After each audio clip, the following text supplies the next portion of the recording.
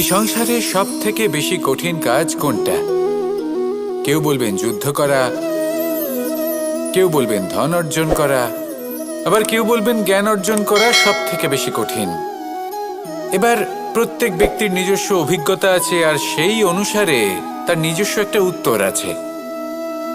সাধারণভাবে দেখতে গেলে এই সংসারে সব থেকে কঠিন হলো তপস্যা করা, অর্থাৎ সব কিছু ত্যাগ করে তপস্যায় নিজেকে বিলীন করে দেওয়া। এবার এর থেকে বেশি কঠিন এই সংসারে আর কি বা হতে পারে? এই সংসারে, এই সমাজে নিজের পরিবারের মধ্যে থেকেও ধৈর্য ধরে সামনে অগ্রসর হওয়া, এটা হলো সব থেকে কঠিন কাজ। কারণ যখন আপনি তপস্যা করেন তখন সেখানে আপনার ধৈর্য ভাঙার মতো কেউ থাকেন না, না কোনো বন্ধু, না কোনো আত্মীয়, না কোনো শত্রু, কেউ না। কিন্তু যখন আপনি এই সমাজে, এই পরিবারে থাকেন, কোনো না কোনো ব্যক্তি এসে আপনার ধৈর্যের বাঁধ ভেঙে দেওয়ার ক্ষমতা রাখেন। তারা আপনার ধৈর্যের বাঁধ ভেঙে দেয়, আর কখনো কখনো তারা অনিচ্ছাকৃতভাবেই সেটা করে থাকেন। কারণ তাদের মানসিকতা আপনার থেকে আলাদা, তাদের কর্ম আপনার থেকে আলাদা, তাদের দৃষ্টিভঙ্গি আপনার থেকে আলাদা, জীবন যাপন আপনার থেকে আলাদা। সেক্ষেত্রে আপনি ধৈর্যচ্যুত হন, প্রসন্নতা আপনার থেকে ছিনিয়ে নেওয়া হয়। সেই জন্য এই সংসারে, এই পরিবারের থেকেও ধৈর্য ধরে সামনে অগ্রসর হওয়া কোনো পর্বতের শিখরে গিয়ে তপস্যা করার থেকেও অনেক বেশি কঠিন। আর যে ব্যক্তি এই সমাজেই, এই পরিবারে, সেই সকল মানুষের মধ্যে থেকে গিয়েও ধৈর্য ধরে অগ্রসর হতে থাকেন, যারা এই কাজটা শিখে নিতে পারেন, তারাই কিন্তু জীবনে আনন্দ লাভ করতে পারেন। এই ধৈর্যই শেষে আপনার জীবনে প্রসন্নতা বহন করে আনবে। তাই ধৈর্য ধরে জীবনের পথে অগ্রসর হন, আর আমার সাথে ভালোবেসে বলুন, রাধা রাধা। এই জীবনে তিনটি গুরুত্বপূর্ণ শব্দ আছে যা বোঝা আমাদের কাছে খুব গুরুত্বপূর্ণ, এবং এই তিনটি শব্দের নিজস্ব অর্থ আছে। প্রথম হলো সঙ্গবদ্ধতা, অর্থাৎ একসাথে মিলে কাজ করতে হবে, একসাথে মিলে পরিশ্রম করতে হবে, সামনে এগোতে হবে। এরকম করতে পারলে আপনার শক্তি বৃদ্ধি পাবে, আপনার ক্ষমতা বৃদ্ধি পাবে, আপনি এগোতে পারবেন এবং অনেক দূরে যেতে পারবেন। দ্বিতীয় হলো আত্মবিশ্বাস। হেরে যাওয়া বস্তুও আবার জিতে নিতে পারবেন। যদি আপনার নিজের আত্মবিশ্বাস থাকে তাহলে আপনি কখনো পরাজিত হবেন না। এবং তৃতীয় হলো অহংকার। জয়লাভ করার পরেও কিন্তু এটা আপনাকে পরাজিত করতে পারে। সেই জন্য জীবনে সঙ্গবদ্ধ হন, আত্মবিশ্বাস রাখুন, কিন্তু কখনোই অহংকার করবেন না। এই অহংকার আপনার থেকে সব কিছু কেড়ে নিতে পারে। এই অহংকারের জন্যই মথুরাপতি কংস নিজের পতনের দিকে অগ্রসর হয়েছিলেন। এই অহংকারকে ত্যাগ করুন, আর আমার সাথে ভালোবেসে বলুন, রাধা রাধা। আমরা যখনই কোনো গাছের চারা রোপণ করি তখন সবার আগে পরীক্ষা করে দেখি যে যেখানে আমরা চারা রোপণ করতে চলেছি সেখানকার মাটি আদৌ উর্বর কি না, সেই মাটি সেই চারাকে বাড়তে সাহায্য করবে কিনা। যখন একটা চারা রোপণের আগে আমরা এত কিছু ভাবতে পারি, তাহলে কাউকে বিশ্বাস করার আগে আমরা কেন ভাবি না? জীবনে কখনো এই বিশ্বাসরূপী চারা কোথাও রোপণ করার আগে বোঝার চেষ্টা করুন যে যার ওপর আপনি বিশ্বাস করতে চলেছেন সে কি আদৌ আপনার বিশ্বাসের যোগ্য কি না। ভেবে দেখুন সেই ব্যক্তি ভবিষ্যতে গিয়ে আপনার বিশ্বাস ভাঙতে পারে কি না। এটাও ভেবে দেখুন যে যাকে আপনি বিশ্বাস করতে চলেছেন তাকে আপনি বিশ্বাস করলে নিজের জীবনের উদ্দেশ্যে আপনি অগ্রসর হতে পারবেন কি না। আর তার জন্য প্রয়োজন সঠিক সিদ্ধান্ত, পরখ করা, কোনটা উচিত কোনটা অনুচিত সেটা বোঝা। আর তাতে কিন্তু আপনি সন্দেহবাতিক হবেন না, তাতে আপনি আরো নিপুণ হয়ে উঠবেন। তাই যদি আপনি নিপুণ হয়ে উঠতে চান তাহলে বোঝার চেষ্টা করুন, পরখ করে দেখুন, কোনটা উচিত কোনটা অনুচিত বুঝুন। আর বিশ্বাস তখনই করুন যখন আপনি 100% নিশ্চিত হবেন যে সে বিশ্বাসের যোগ্য। আসুন আমার সাথে ভালোবেসে বলুন, রাধা রাধা। রাধা কখনো কখনো আমার জন্য বড়ই সুগন্ধি আতর নিয়ে আসে, পারিজাত ফুলের মালা নিয়ে আসে আমার প্রসাধন করবে বলে, এবং আমার সব থেকে বেশি প্রিয় মাখন নিজে হাতে বানিয়ে আনে আমাকে নিজে হাতে খাইয়ে দেবে বলে, সবকিছু আমাকে প্রসন্ন করবে বলে। কিন্তু আপনি কখনো ভেবেছেন যে এই আতর কিভাবে বানানো হয়?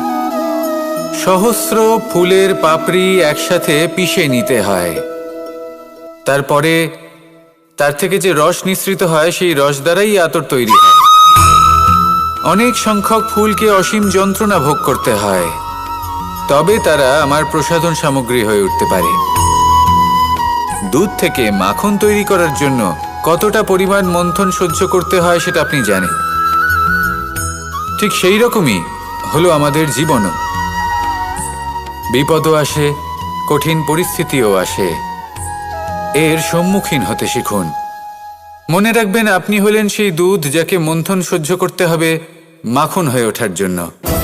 মনে রাখবেন, আপনি হলেন সেই ফুলের মতন যাদের পিষ্ট হতে হবে সুগন্ধি আতর হয়ে ওঠার জন্য, যাকে এই সংসার পছন্দ করে।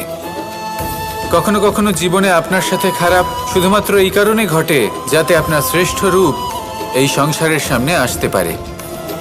শুধুমাত্র কঠিন পরিস্থিতি এবং বিপদকে একটা সুযোগ হিসেবে দেখার চেষ্টা করুন। আপনার জন্য এই সংসার বদলে যাবে, সংসারকে দেখার দৃষ্টিভঙ্গি পাল্টে যাবে, আপনার ভাগ্য পাল্টে যাবে, আর এই মন প্রসন্ন হয়ে বলবে, রাধা রাধা। পাশা নামক এই খেলাটি আপনারা নিশ্চয়ই খেলেছেন, না খেলে থাকলে দেখেছেন, আর যদি দেখেও না থাকেন তাহলে নিশ্চিত রূপে শুনেছেন।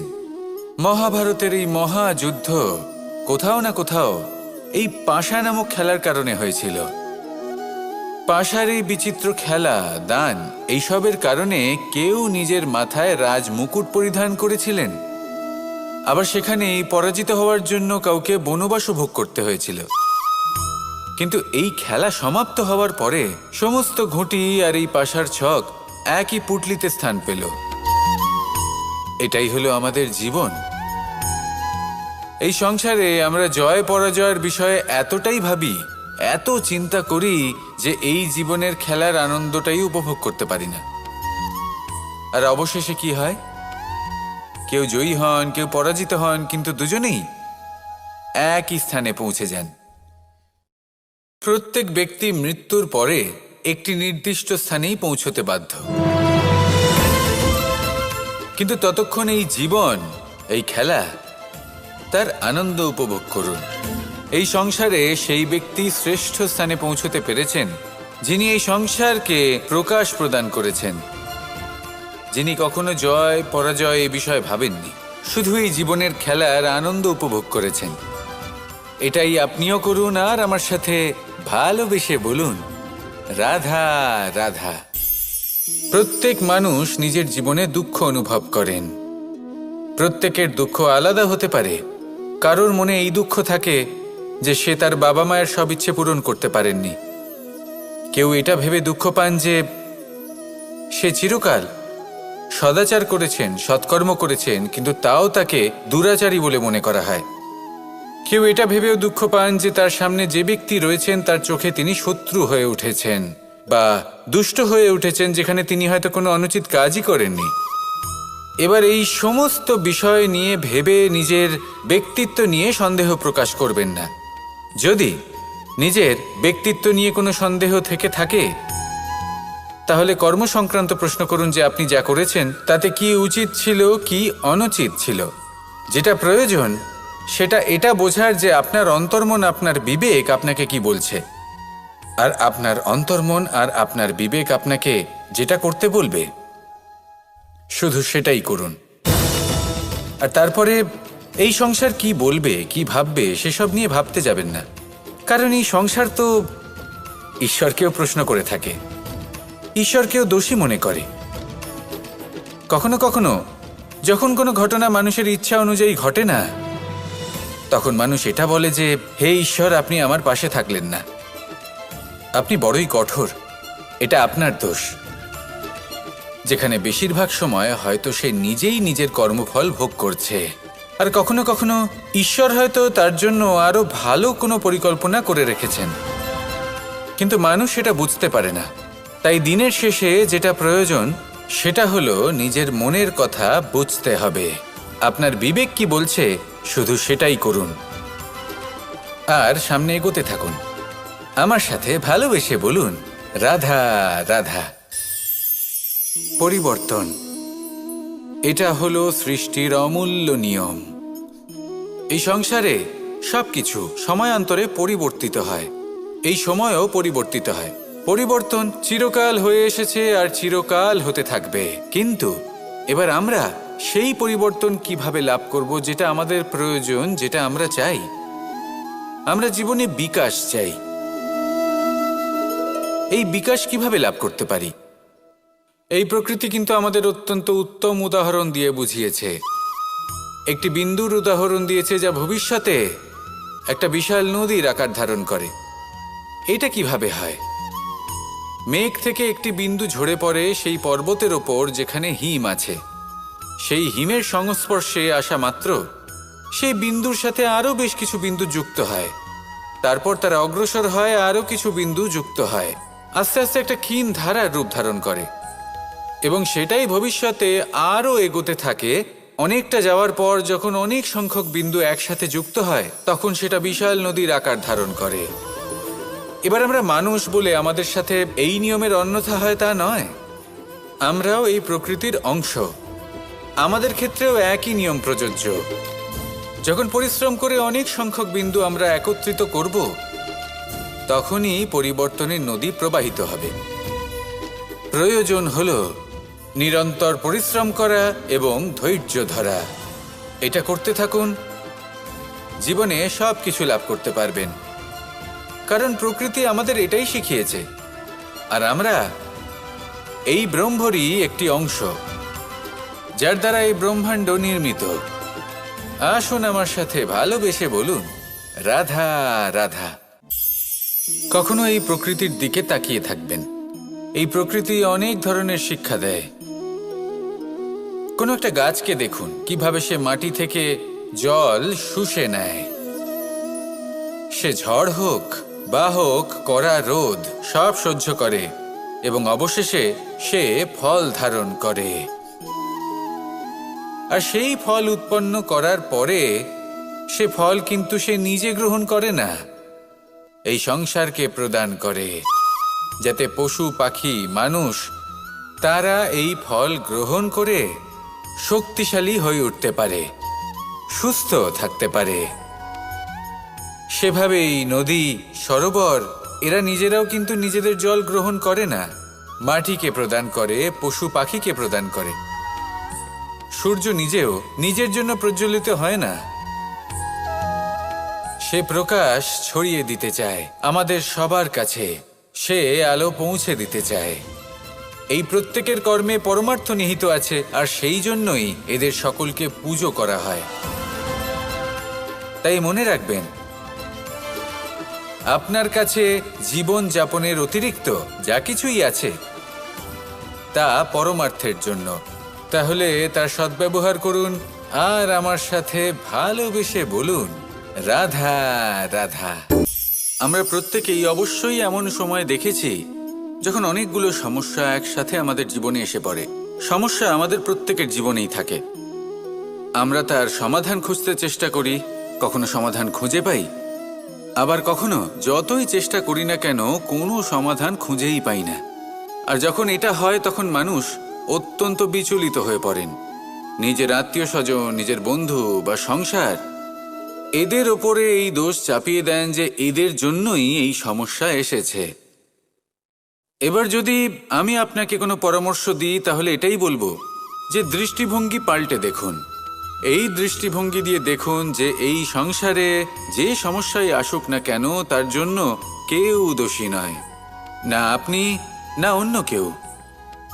এই পুরো খেলাটাই আপনার মানসিকতা, আপনার দৃষ্টিভঙ্গির, আপনার মনের। কিভাবে বোঝাচ্ছি? যখন আমাদের মন শক্ত থাকে তখন কঠিন থেকে কঠিনতর পরিস্থিতিও আমাদের জীবনে খুব বেশি হলে প্রতিস্পর্ধা হয়ে থেকে যায়। সেখানে যদি আমাদের মন দুর্বল থাকে, তখন অল্প কঠিন পরিস্থিতিও আমাদের কাছে খুব বড় সমস্যা হয়ে যায়, তাই না? একটা শক্ত মন কঠিন পরিস্থিতিকে প্রতিস্পর্ধা হিসেবে দেখে আর তার মধ্যে ওটা সুযোগ খুঁজে নেয়। আমাদের শুধু এটাই করতে হবে। এই সংসারে অন্য কাউকে দোষী মনে করলে আপনার সমস্যা দূর হয়ে যাবে না। সেই জন্য এই সংসারকে দোষ দেওয়ার বদলে এই সমস্যার মূলে চলে যান, সেটাকে বুঝুন, নিজের এই মনকে শক্ত করে তুলুন।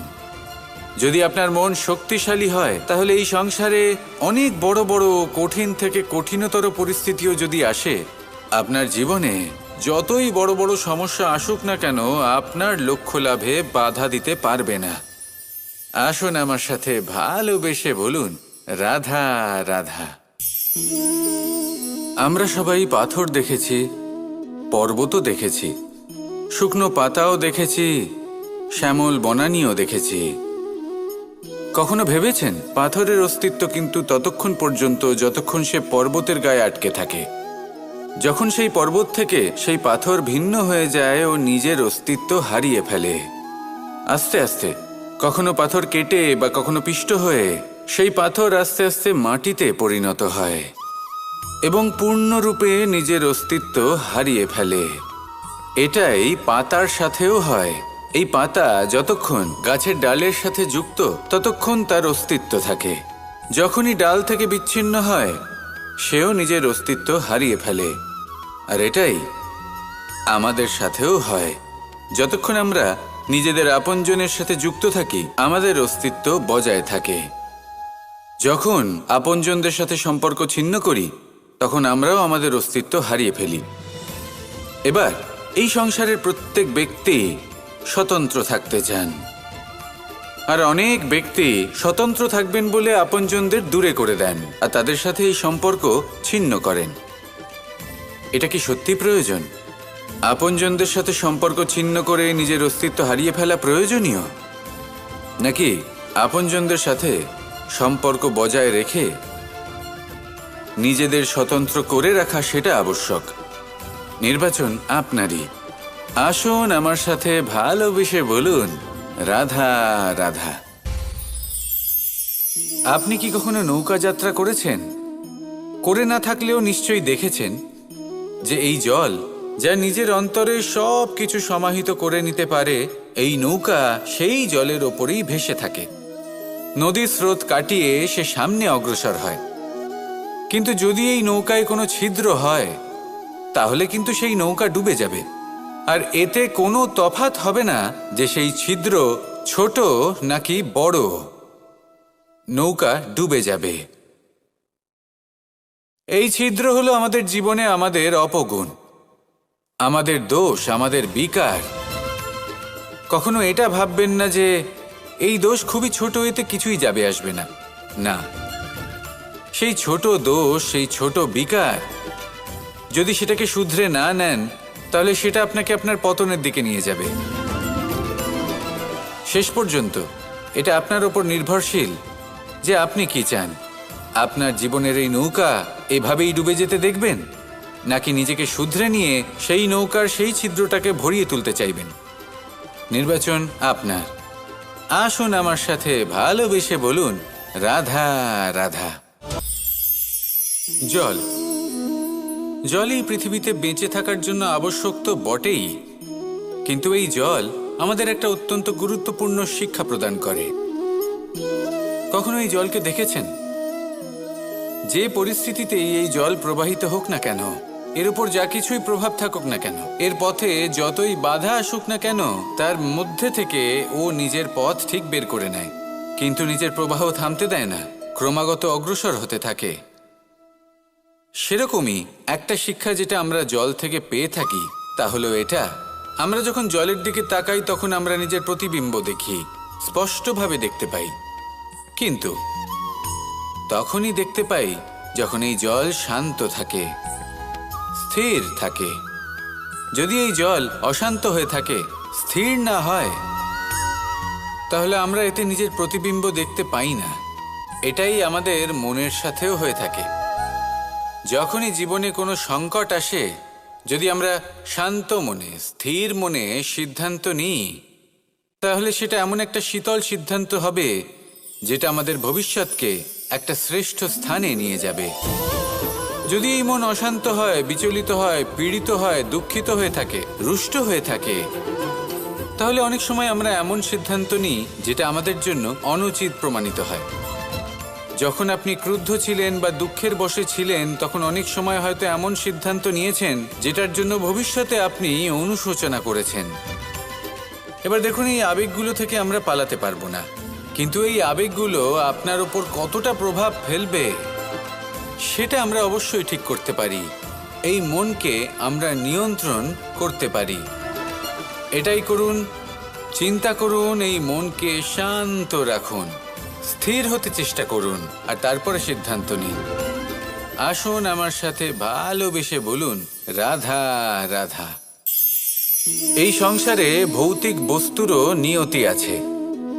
যারাই এই সংসারে আসে বা উৎপন্ন হয়, তারা কিছুমাত্র সময় পর্যন্তই এখানে থাকতে পারে, আর তারপরে সেও লুপ্ত হয়ে যায়, অর্থাৎ সে নিজেও এই পঞ্চমহাভূতে সমাহিত হয়ে যায়। আমাদের সাথেও ঠিক এটাই হয়। সেই জন্যই ঈশ্বর দ্বারা প্রদত্ত এই উপহারের বিষয়ে ভাবুন, এই জীবনের বিষয়ে ভাবুন। ঠিক যেমন বিশ্বাস ভঙ্গ হলে কোনো ব্যক্তি আমাদের কাছে অপরিচিত হয়ে যান, ঠিক সেরকমই শেষ নিঃশ্বাস ত্যাগের পর এই শরীরও আমাদের কাছে পরই হয়ে যায়। তাই এই শরীর থাকাকালীন শ্রেষ্ঠভাবে একে সদ্ব্যবহার করুন, এই জীবনে শ্রেষ্ঠ কর্ম করুন। আর এই জীবনকে শ্রেষ্ঠভাবে যাপন করার জন্য কিছু কথা বোঝা প্রয়োজনীয়। যদি আপনি কারোর প্রশংসা করেন, তাহলে পূর্ণ হৃদয় দিয়ে করুন। যদি আপনি হস্তক্ষেপ করে থাকেন, তাহলে মস্তিষ্ক দ্বারা করুন। যদি আপনি সমীক্ষা করেন, তাহলে বিবেক দ্বারা করুন। যদি আপনি ধন অর্জন করতে চান, তাহলে নীতি অনুসারে চলুন। যদি জীবনযাপন করতে চান, তাহলে রীতি মেনে করুন। আর যদি ঈশ্বরের ভজন করতে চান, তাহলে ভক্তিভাব নিয়ে করুন। শুধু এই কথা মনে রাখবেন যে আপনার এই জীবন কিন্তু অনিশ্চিত কাল পর্যন্তই আছে। কতক্ষণ আছে সেটা কেউ জানে না। তাই কিছু মুহূর্ত যেটা যাপন করতে আমরা এখানে এসেছি, সেখানে ক্রোধ, অহংকার, ঈর্ষা, এইসব আবেগের কি গুরুত্ব বলুন তো? এগুলো ত্যাগ করুন।